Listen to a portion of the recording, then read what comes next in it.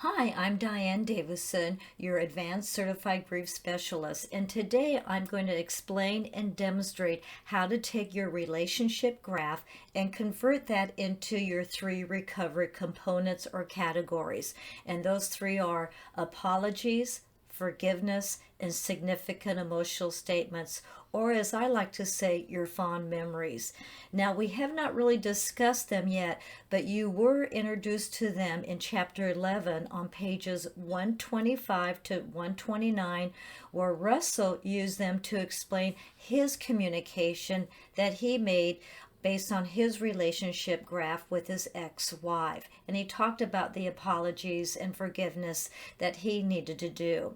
Now, apologies is something that I did to somebody else, how I offended them, whether through my actions or even non-actions, and I need to make it right to that person.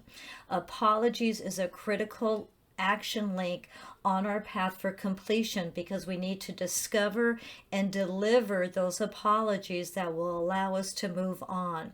The object of doing apology is not to keep hurting ourselves anymore. I'm bad, I'm just was a terrible person. It's not to do that. It's to discover what needs to be said and to say those. If we say I'm sorry, that is very much like having an apology.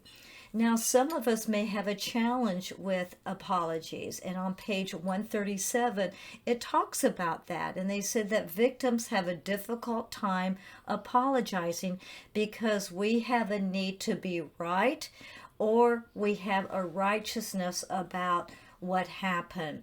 And I know for myself, I felt that same way about a relationship that I had. I did not do my relationship graph on this. It appeared on my lost history graph that I was sued by a tenant. Not only myself sued, but my business and the owners and 12 other people.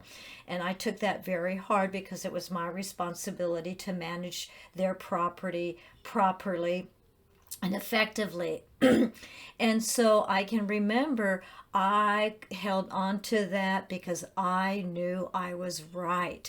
In fact, it took me years to get over that because I was righteous about it. I did not want to take any responsibility for that whatsoever. And it wasn't until I started doing this class that I could go back and reflect how I was holding on to that so tightly that it was just hurting myself.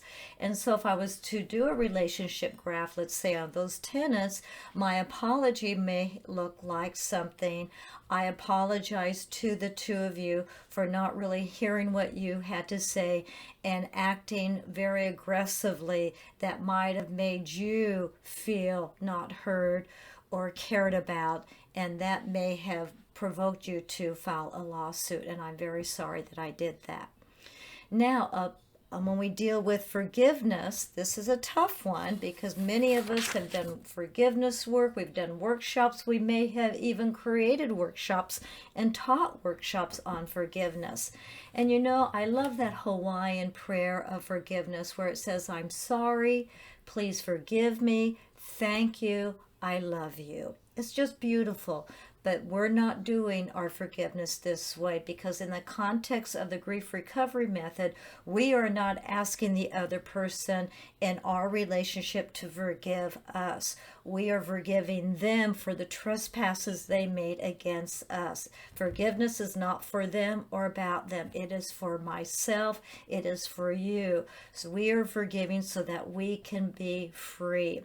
And we're forgiving that other person. Maybe they have hurt us, insulted us, wish they had done differently. They were differently. We wish the relationship was different, but it just did not happen. For an example, Mom, I forgive you for ruining my birthday party. Or Dad, I forgive you for not attending my athletic games or not coming to my graduation or not showing up when you said you were going to show up on the day that was our day together. Forgiveness is an action. It is not a feeling. And it tells us also in the book that we need to do the forgiveness first and the action will follow. If you're feeling like I can't forgive him or her, or I don't feel like it, that's perfectly all right to acknowledge that. But we're going to do the action anyway. We're going to do the forgiveness work anyway. And because we can't feel forgiveness until we forgive. And forgiveness does not take away the memory. What it does, it takes away the pain. On page 148, it talks about we may be saying to ourselves, I can forgive, but I cannot forget. Read page 140 to learn more about that. And so to forgive somebody is to cease to feeling resentment against the offender, because we know when we're holding that unforgiveness in our heart, it is imprisoning the wrong person, and that's me. And so for having that forgiveness in our heart, it's just going to allow us to continue to be in a victimhood state and holding on to those past painful memories, either that happened long ago or more recently. Holding on to that resentment or that unforgiveness restricts our ability to participate fully in our lives, to have joy, to have pleasure. And when we're feeling resentment or unforgiveness, our spirits cannot soar. We basically have given away our power. We have disconnected from our source, our spirit, whatever that is for you. We're disconnected, and we want to get that power back. And that's how we're going to do it in this exercise. Successful recovery requires completion of the pain rather than retention of the resentment. So that's what we're here to do. We're giving up the hope of a different or a better yesterday, wishing it was different, better, more, our dreams or our expectations. And children, we can learn so much from children. When children are working with forgiveness, basically they'll just say, oh, that's okay. And just like a child, until that is complete with ourselves, we may act out passive aggressively, we may have self-hate, we may be cynical, we may walk around with a chip on our shoulders, we may be sad, yelling, overreacting, depressed, or using those stirrups, because until our feelings are heard and validated, this is what happens. We retain it within us. And this is what this exercise is going to do for you. It's going to allow you to be validated and to be heard. And so forgiveness is our highest form of self-interest. I like that. The other one we're going to work on is acknowledgement. Now, you're only going to use acknowledgement statements if you cannot forgive. And in the book, they call it the F word. And really, acknowledgements are simply a stepping stone to forgiveness. But if you're not there yet, I honor that. So a statement for an acknowledgement would be, I acknowledge the things that you did or did not do that hurt me, and I'm not going to let that hurt me anymore. Or I'm not going to let those memories of those incidents hurt me anymore. But remember, only if you cannot forgive. And those statements are on page 139. And the next one is our fond memories. And those are your significant emotional statements. And those are anything that has been undelivered. It's not an apology. It's not a forgiveness. It's kind of like a catch-all for everything else. And on page 141, it talks about those significant emotional statements. It can be everything from I love you, I appreciate you, thank you for the sacrifices you made. Or it could be, I hated you, I felt so ashamed of you. If you use a negative, significant emotional statement, you need to follow that up with either a forgiveness or an apology. And so what can get in the way of doing this work? It will be our fears or anxiety.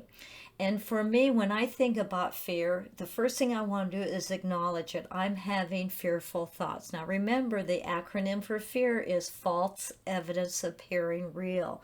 So in my mind, what I do is I see myself walking over that bridge of fear, releasing it as I land on the land of faith.